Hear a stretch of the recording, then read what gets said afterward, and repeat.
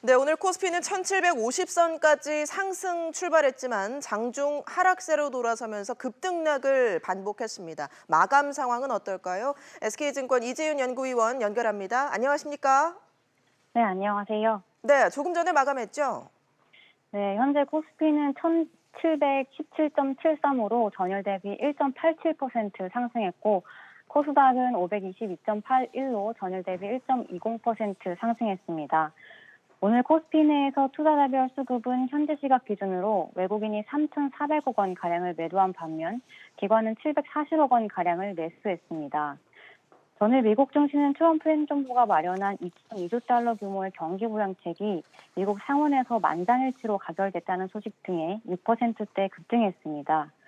한편 지난주 실업수당 청구 건수가 코로나19 여파로 328만 3천 건으로 발표되면서 전주보다 약 12배 급증했습니다. 일주일 만에 미국에서 300만 명이 실직한 겁니다. 그럼에도 불구하고 증시는 경기 부양책이 상원을 통과했다는 소식에 반응하면서 상승했습니다. 게다가 파월 연준 의장이 연준은 경기 부양을 위한 충분한 탄력을 가지고 있고 올 4분기에는 경기가 회복될 수 있다고 발언하면서 투자 심리가 개선됐습니다. 국내 증시도 이런 영향을 받으면서 상승 출발했습니다. 그러나 오늘 오후 2시경 들어서 상승분이 일부 반납됐습니다. 오늘 밤 진행될 것으로 예정됐던 미국 대규모 부양 정책에 대한 하원 표결이 지연될지도 모른다는 소식에 불안감이 높아진 영향입니다. 하지만 오늘 오후 3시 들어서 증시가 다시 반등했습니다. 트럼프 대통령이 시진핑 중국 국가주석과 함께 코로나19에 대해 상세한 논의를 진행했다는 소식 때문인 것으로 보입니다. 양국은 코로나19에 대해 서로 긴밀히 협력하겠다고 밝혔습니다. 네, 오늘 특징적인 업종이나 종목은 어떤 게 있었을까요? 네, 오늘 코스피 내에서는 금융업종이 장중 강세를 보였습니다. 금융업종은 전일 정부가 발표한 민생 금융안정 지원책에 대한 기대감으로 상승 추세를 보이고 있습니다.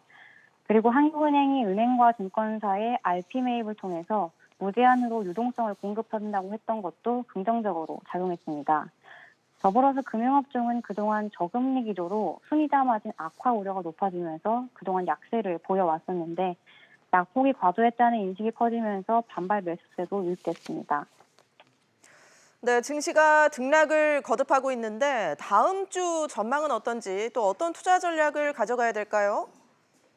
네, 최근 연준이 무제한 양적 완화를 발표했고 우리나라도 금융시장 안정화 방안을 발표하면서 시장 달래기에 나서는 모습입니다. 하지만 SK증권은 이런 조치들로 증시가 원래 수준으로 빠르게 돌아가기는 어려울 것으로 보고 있습니다. 왜냐하면 코로나19로 경제활동이 아직 정상화되지 못하고 있기 때문입니다. 그리고 다음 주부터 미국과 유럽의 3월 경제지표들이 발표되는데 코로나19 확진자가 급증했던 때이기 때문에 지표가 부진할 가능성이 높다는 점이 부담스러운 부분입니다. 그중에서 가장 눈여겨봐야 할 지표가 고용지표입니다. 그리고 고용지표가 증시 변곡점을 확인하는 데 유용한 지표이기 때문입니다.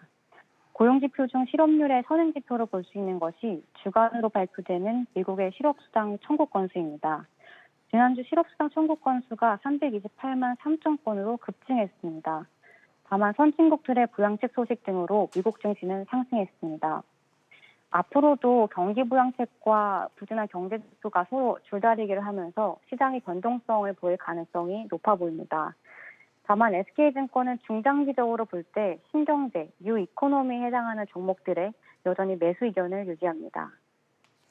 네, 지금까지 SK증권 이재윤 연구위원 연결해서 오늘 마감 시황 또 다음 주 전략까지 짚어봤습니다.